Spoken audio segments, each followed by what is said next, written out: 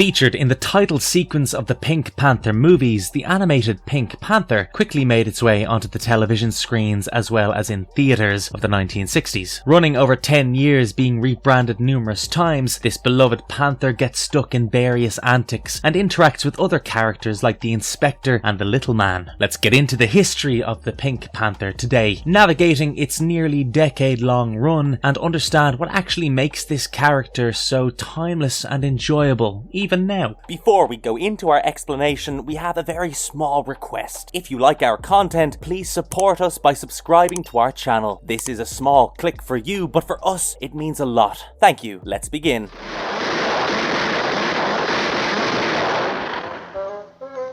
From idea to animation, The Pink Panther Show. The Pink Panther Show made its debut on television in 1969, initially in the format of 2 shorts featuring the titular panther with a short in between them featuring the Inspector. Though later on, with the increasing number of shorts created, the format was modified to 2 shorts featuring the Inspector, in between which 2 shorts featured the Pink Panther. All of these shorts added up to a total runtime of 30 minutes, with them being connected via the use of bumpers or announcement sequences with newly animated sequences that featured both the Pink Panther and the Inspector. The bumpers were also featured with off-screen narration from actor Marvin Miller, who interacted with the Pink Panther. These bumpy sequences also featured reused footage from existing shorts with additional narration from Miller alongside new accompanying music. After 1969, beginning with the short A Fly in the Pink Panther shorts began to be produced for both television broadcasts, followed by theatrical releases under United Artists. New bumper sequences were also produced, starting with the new Pink Panther show that featured the Panther alongside popular characters from other new series such as The Ant and the Aardvark, Mr. Jaw and the Texas Toads. In 1976, the runtime of the series was increased from 30 minutes to 90 minutes and rebranded as It's the all-new Pink Panther Laugh and a Half Hour and a Half show, introducing Mr. Jaw. This version of the series added a brand new segment featuring comedian Lenny Schultz reading letters and jokes sent in by the viewers. Though this new format ended up lasting for just a year, with the show going back to the original 30-minute format in 1977, renaming itself once more as Think Pink Panther. Following a successful run on NBC for 9 years, in 1978 the Pink Panther shifted to ABC, renaming the show once again to the all-new Pink Panther Show and airing for 1 season before entirely ending its run on network television. The season featured a total of 16 episodes, which included 32 shorts featuring the Pink Panther and 16 shorts featuring Crazy Legs Crane. No new bumpers were created for this version of the show except for a 10-second long "Stay tuned" bumper showcasing upcoming events for the new shorts. United Artists would go on to release these new Pink Panther shorts in the theatres. During the first appearance of the Pink Panther in the title sequence of the film of the same name, Henry Mancini composed the theme for the character that would also go on to be used in the series. The show's opening title music was composed by Doug Goodwin, with the background musical scores for the shorts being composed by William Lava and Walter Green, also incorporating a few variations of Mancini's original theme. In the initial run of the show in 1969, due to the ongoing practice at the time, NBC added laugh tracks to the theatrical Pink Panther animated shorts during their television broadcast. However, the second season would change the laugh track into using isolated clips. This practice was an exception because most other theatrically run cartoons like Tom and Jerry or the Looney Tunes would not be broadcast on television with the use of laugh tracks, though the soundtrack was later restored during the syndication run with both theatrical as well as televised versions available for watching because of repackaging through the years. Over the 10 years, the Pink Panther Show had been rebranded numerous times with various names such as The Pink Panther Show 1969 to 1970, The New Pink Panther Show 1971 to 1974, The Pink Panther and Friends 1974 to 1976, It's the all-new Pink Panther Laugh and a Half Hour and a Half show introducing Mr. Jaw 1976 to 1977, Think Pink Panther 1977 to 1978, The all-new Pink Panther Show 1978 to 1979, and The Pink Panther Show 1980 and during syndication.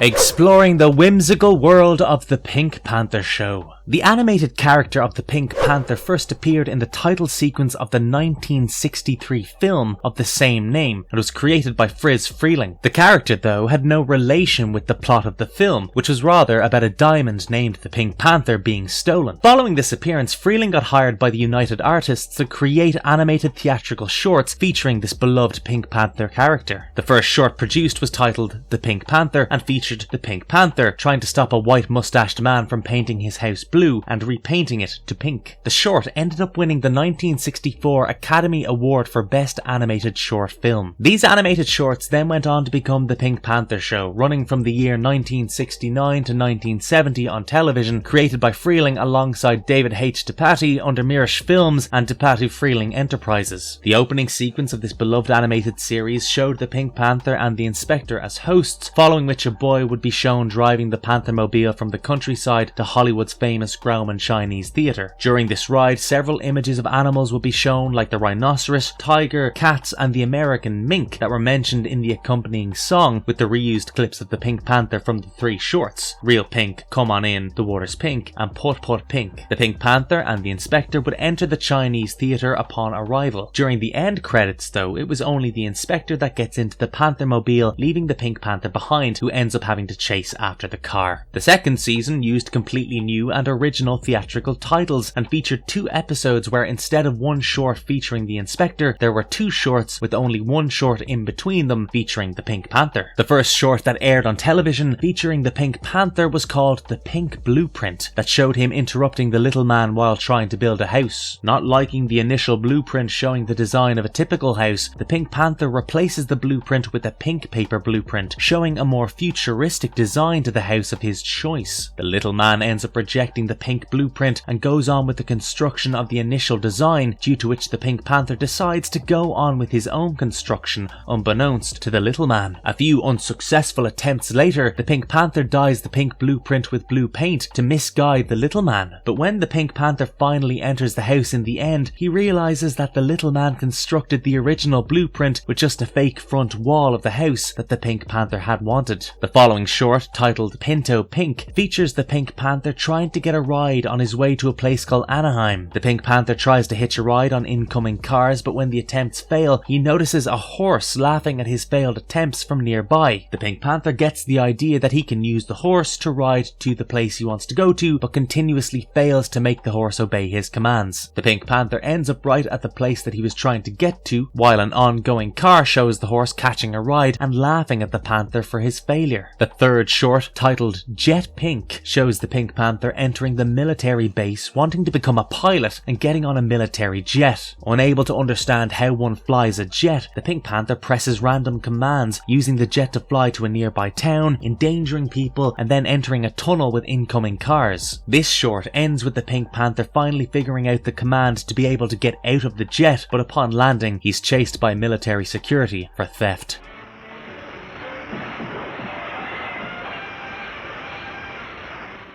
Who are the main characters in the show? The titular Pink Panther was voiced by Rich Little. Marvin Miller voiced the narrator alongside the Commissioner, the Inspector and Sergeant Doodoo. Paul Frees also voiced the narrator too, as Texan Hunter and the Commissioner. John Byner voiced Charlie Ant and Blue Aardvark. Larry D. Mann voiced Blue Racer and Crazy Legs Crane. Paul Frees voiced Crazy Legs Crane Jr. and Dragonfly, and Pat Harrington Jr. voiced the Inspector and Sergeant Doodoo.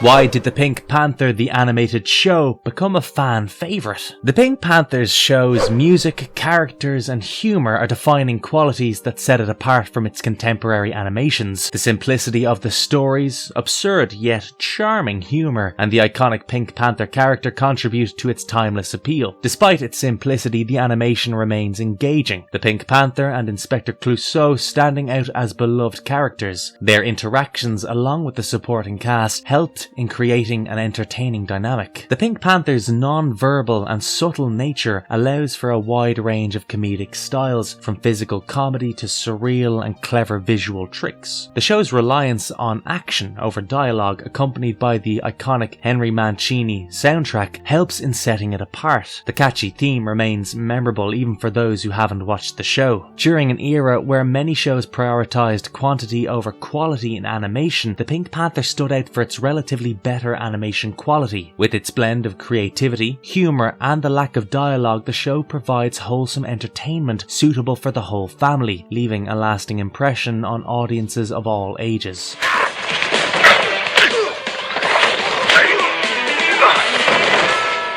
Are there any more adaptations of Pink Panther? The Pink Panther 1963. The first installment in the Pink Panther film series features Peter Sellers in the role of the iconic Inspector Jacques Clouseau, travelling from Rome to Cortina d'Ampezzo to catch a jewel thief known as the Phantom before he can steal a very valuable diamond called the Pink Panther. A Shot in the Dark, 1964. The sequel to The Pink Panther once more stars Sellers in the role of Inspector Clouseau, this time arriving in Paris to investigate a murder case where Clouseau is determined to prove the innocence of a chambermaid, Maria Gambrelli, played by Elke Summers, who is being accused of murdering her husband. Inspector Clouseau, 1968. Unlike the last two films, Alan Arkin took over the role of Inspector Jacques Clouseau for this film, investigating a series of robberies committed by a group of thieves across Europe. The Return of the Pink Panther, 1975. Peter Sellers once again returns in the role of Inspector Clouseau, who has been suspended after failing to stop a robbery. Clouseau gets requested to return to his duties after the Pink Panther diamond is stolen once again from the National Museum at Lugach. The Pink Panther Strikes Again, 1976. This film takes place 3 years after the events of the last one, following Inspector Clouseau's life being in danger following the release of his nemesis, former police chief Charles Dreyfus, played by Herbert Lom, from a mental hospital. Dreyfus abducts a scientist in an effort to create a weapon that can destroy Earth, whilst also capturing Clouseau to blackmail world leaders. Revenge of the Pink Panther, 1978. The final film to feature Sellers properly in the role of Inspector Clouseau due to his untimely death in 1980. Clouseau is the target of Philippe Duvier, played by Robert Webber, a French businessman and criminal who wants to kill him in order to prove his own brutal nature. Following an unsuccessful attempt, rumours of Clouseau's death start spreading. Clouseau, using this opportunity, goes undercover by faking his death to find the criminal going after his life. The Trail of the Pink Panther, 1982. The final film to feature Sellers in the role of Inspector Clouseau with the use of archival, never-before-seen footage from the previous films. The film focuses on Clouseau investigating the theft of the Pink Panther diamond once again, but on his way back, a flight leads to his disappearance. The rest of the movie follows television reporter Marie Jouvet, played by Joanna Lumley, covering the story of Clouseau's disappearance. Curse of the Pink Panther, 1983. Continuing the story of Inspector Clouseau being missing, an American detective, Clifton Slay, played by Ted Wass, is assigned to investigate his disappearance. Son of the Pink Panther. Longtime director of the Pink Panther series, Blake Edwards introduces the last installment in the Pink Panther series before retiring, this time focusing on Inspector Clouseau's son, Gendarme Jacques Gambrelli, played by Roberto Benigni, investigating the kidnapping of Princess Yasmin of Lugach, while also finding out about his late father. The Pink Panther 2006. The first reboot of the franchise features beloved comedic actor Steve Martin in the role of Inspector Clouseau, trying to solve the case of a famous football coach's murder along with the theft of the Pink Panther diamond. The film also starred Beyoncé, Jean Reno, Kevin Kline and Emily Mortimer. The Pink Panther 2, 2009. Martin once again returns in the role of Inspector Clouseau, being recruited as part of a dream team to investigate a notorious burglar named the Tornado, along with recovering the Pink Panther diamond once again.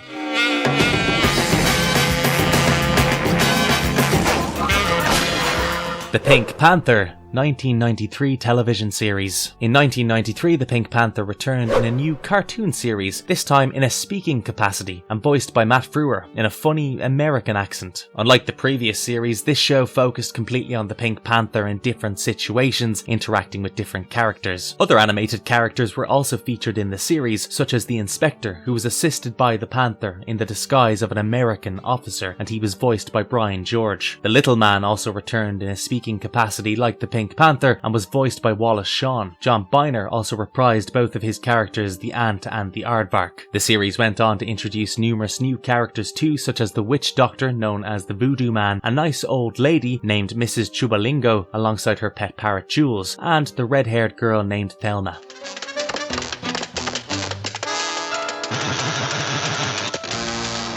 Marvelous verdict. The Pink Panther show remains a favourite, captivating audiences with its timeless charm, iconic characters, and its clever humour. Its evolution from the initial 1969 format to various rebrandings showcased its adaptability while maintaining its mischievous world. Through innovative bumper sequences and delightful storytelling, the Pink Panther and Inspector Clouseau became beloved characters. The show's reliance on visual comedy and the iconic theme by Henry Mancini distinguished it from other animations during its run. Its continuing appeal is in its simplicity, its engaging narratives and family-friendly entertainment, making it a classic that finds its place being loved across generations. And if you liked our content, don't forget to leave us a like and subscribe if you haven't done so already. Have a good one and be safe. Thanks everyone.